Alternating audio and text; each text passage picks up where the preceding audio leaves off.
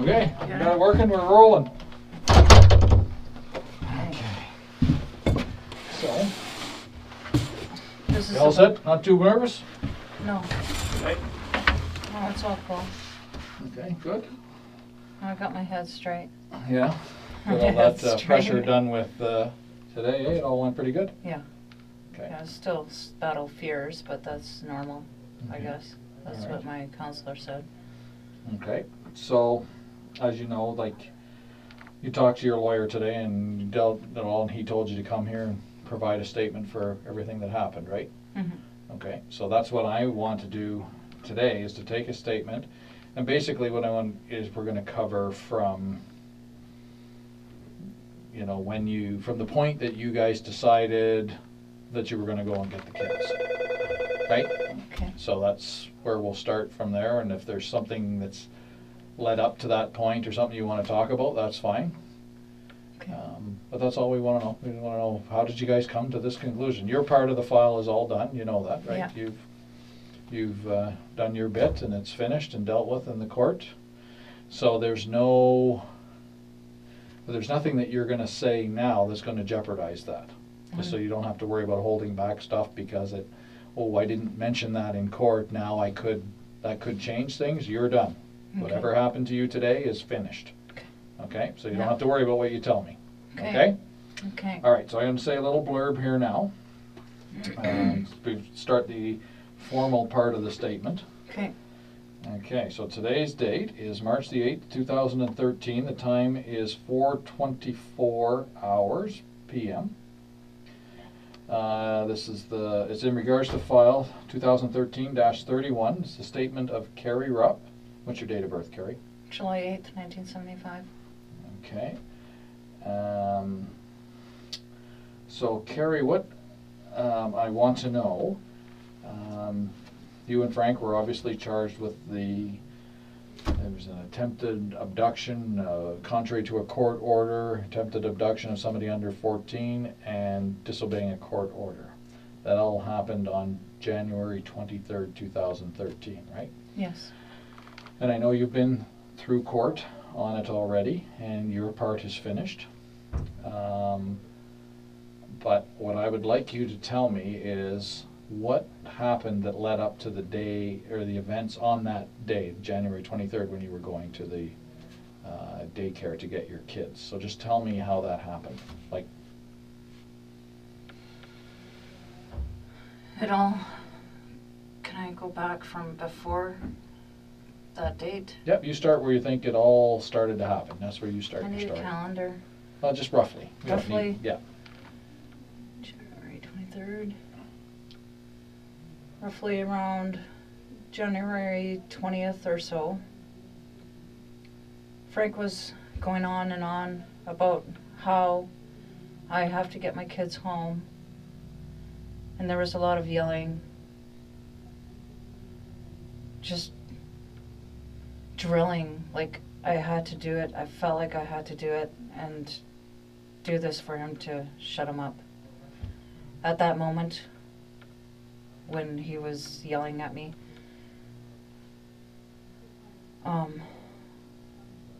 I didn't think it would put us in jail, but he just kept saying that we have to do this, we have to go to the ministry. He said he was going to talk to the social worker, and when all this transpired, he said during the moments of all that screw up, he kept saying that he's going to put it on me and that I had to tell people that I did it, that it was all my idea. I didn't want to do it. I mean, okay, I did the protest and everything, but it was all drilling. Like, I just felt like I had to do it to shut him up. I don't know how to describe it. It's just, I don't know if I even make any sense. Going back to it, it's just constant yelling like I had to do it. Like So I had to what? be a part of the protest and the ministry. He kept drilling inside my head. He kept telling me stuff that the cops and the ministry were against me and tried to make me believe that you guys were against me. Okay, and how would he do that? Like, It all started with my file, my past, and how bad the ministry is, and how bad the system is. And I just got tired of hearing it. okay, so It just anybody, messed me up. I'm trying to go back, because coming from my positive moment and going back to that, I had a foggy sense. Like he just manipulated me in so many ways. Like Right. it was a lot of mental abuse. Like I felt like I had to do something, like I had to do it to shut him up, or else. There was constant threats by him too. what Like kind of threats? like he even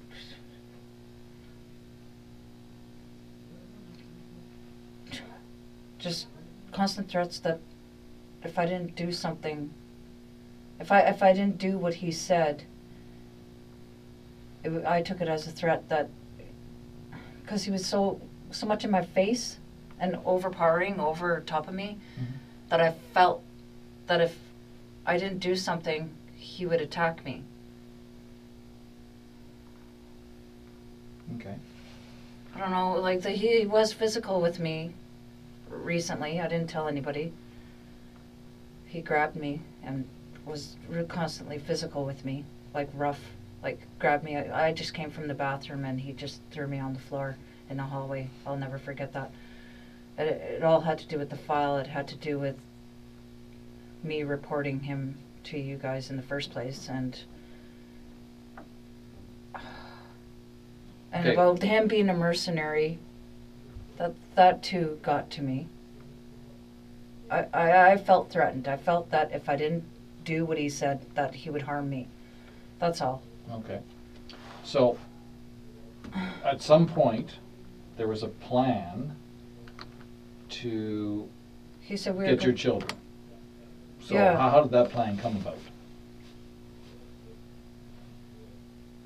He said after he started going after Jesse, he said we're going to get the kids, and that's how it started, in the parking lot at the ministry office.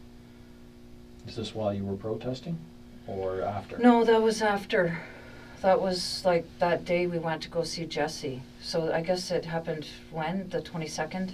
23rd is when When you went to Yeah, get so the it kids. was the 23rd. Yeah, that's when it transpired, was in the parking lot after we saw Jesse. Okay, so you He went to said Jesse we're- on that day, right? Yeah, On the I didn't- 23rd in the morning, you guys went to see Jesse, right? Yeah, he did most of the Okay. talking. And Whose idea was it to go there? His. And why were you going to go there? What did he tell you? He told me I had to go get the kids. So Kept you- insisting that I had to go do it. I didn't want to do it. I said, if we go over there, I'm going to get arrested. You're going to get arrested. We're going to go to jail. But then he made me believe that we weren't going to. I wasn't going to go to jail. I wasn't thinking at that moment. No, that's okay. So, that's, you guys decide you're going to go to the ministry first and not right to the daycare. So what did you go to the ministry for first? Because he wanted to prove that the court order that you showed us wasn't the right court order. And he was going to tell that to Jesse? Yeah, he wanted proof of a court order stating that they have custody of the kids. Okay. And he just kept, actually he wasn't talking. He wasn't even talking the way you and I are talking. He was yelling. He was I felt very intimidated. I felt scared. And this is at the ministry office? Yeah, but even before that, like, it's just all of this crazy stuff.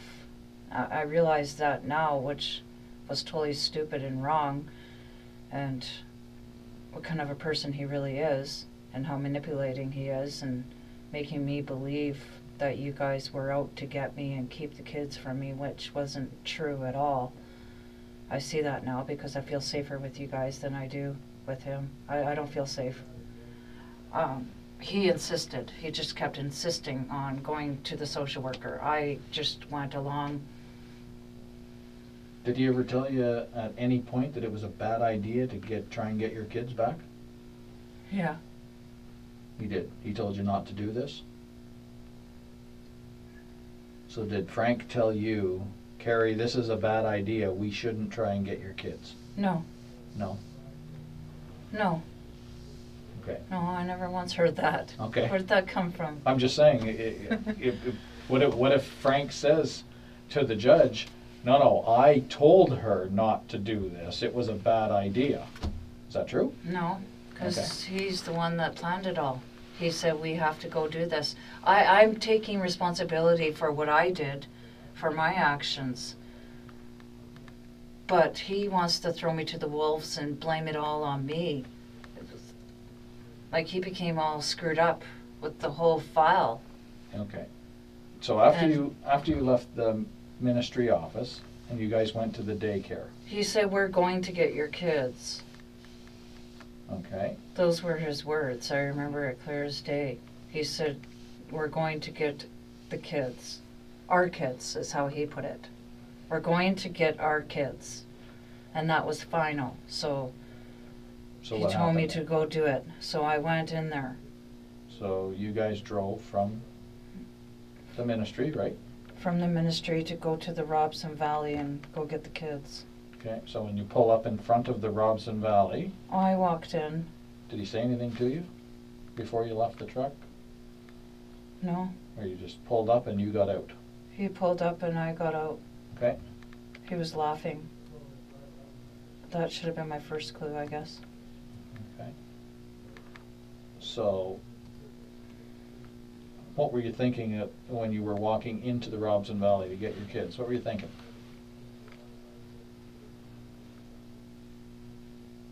At that moment, I was thinking that I could get the kids. I thought I could try. But then at the same time, my gut was telling me this is bad, I could go to jail. That's all that kept on going in my head. But I just wanted him to shut up. Okay. Because he was constantly drilling and the threats and making me feel intimidated and scared and making me believe or wanting to believe that I'm getting my kids home. And I know now,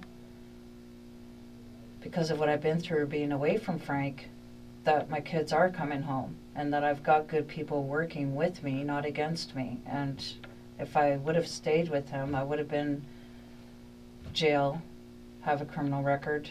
I couldn't move on with my life. Okay. When you left the Robson Valley and got back into Frank's truck, what did he say anything to you? He just pretty much said, now it looks good on us, you're going to get your kids home, you watch.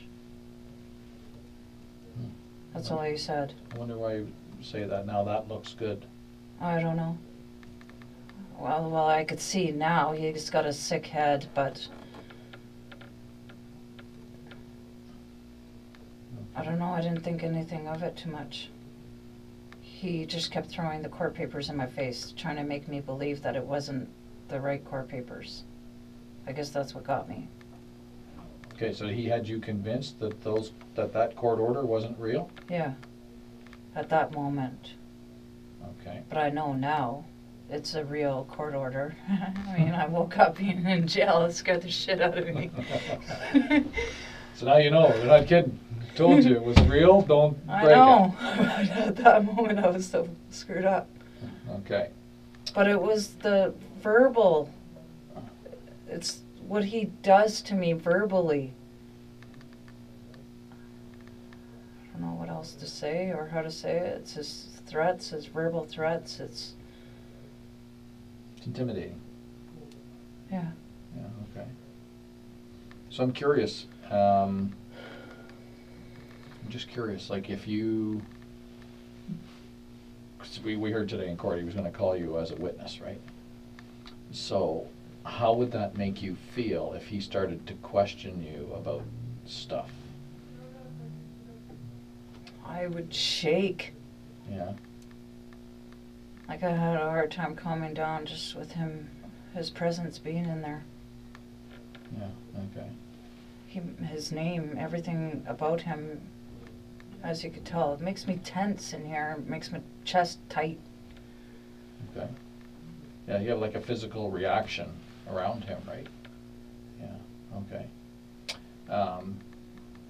Do you think if he called you to court to be a witness, do you think you could testify? Like, would it be that scary? Do you think you could do it, or?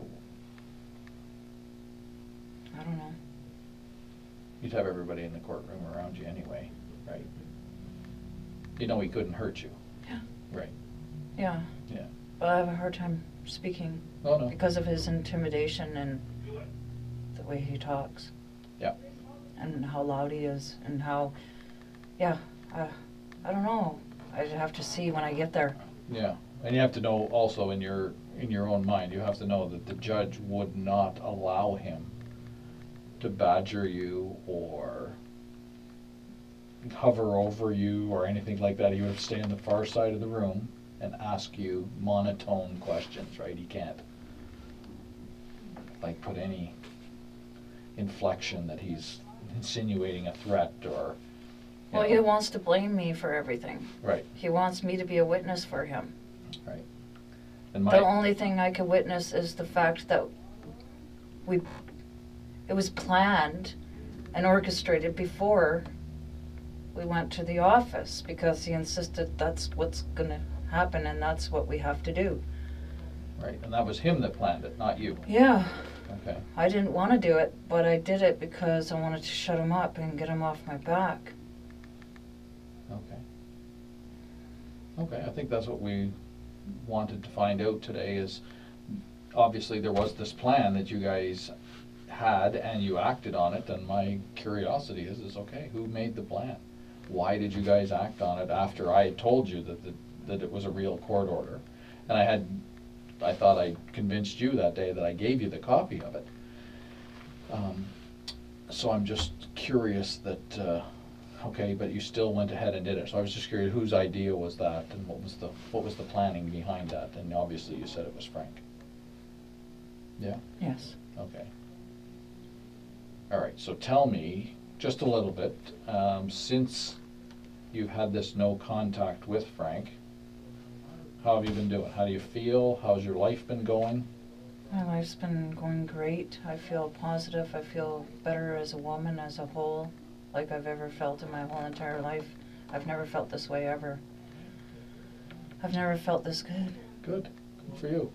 I could hold my head high. I still battle fears with Frank, of course, but I'll deal with that in due time with my counselor. But besides that, overall, I could think. I could do things that I couldn't do before. I feel good about myself. Okay. Excellent. I don't feel so sickly either, actually. I just wanted to say that. I felt so deprived when I was with him. Meaning health-wise. Sick. Okay. Okay. If that makes any sense. Yeah, I mean, it does. You're eating well now and you're sleeping well, and you know, that's a big health concerns, right? You gotta eat and you gotta sleep. Otherwise, you get all messed up. Okay, I don't have anything else to ask you. Is there anything you want to add? No, that's it. Excellent. Okay. Okay, we'll say our interview is complete at 4:41 p.m. hours on March the 8th, 2013, as witnessed by Corporal Kennedy and Carrie Rupf. Okay, I'll just go stop the tape. Do you think they will ask me to stand? I don't know. Is this good enough? Is what good enough? Was that good enough? The statement? I said? Oh, it's fantastic.